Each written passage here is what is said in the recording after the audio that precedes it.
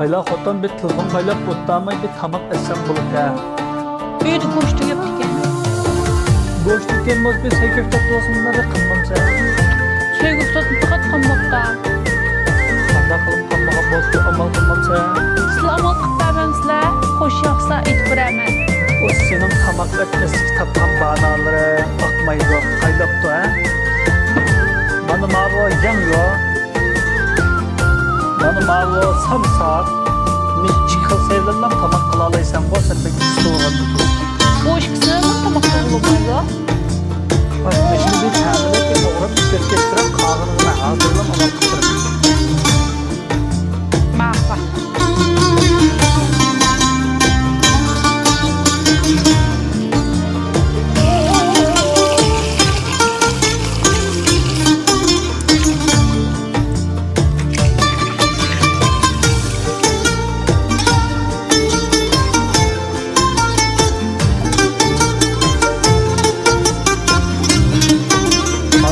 Bana lazım içeride.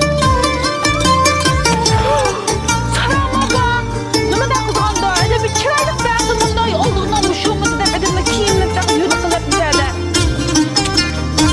Hatun boğuna hatun bolda oldu şak şu an.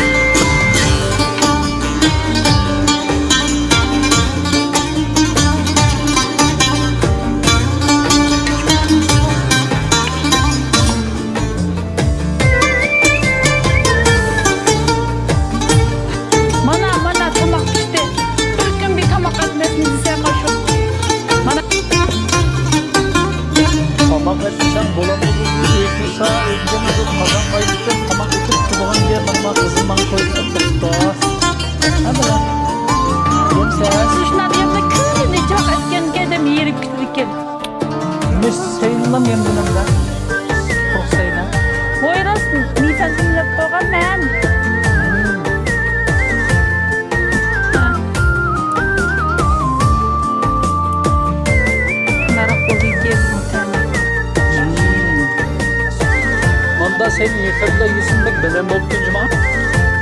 Belen bulattım zaten. Ha.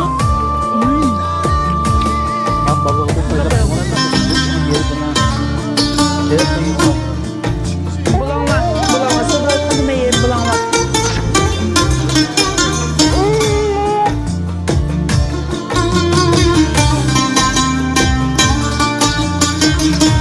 Tamam. İşte cuma.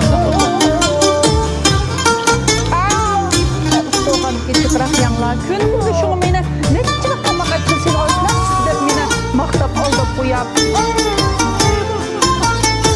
Ben sen bir yine bu. Çok kötü mama.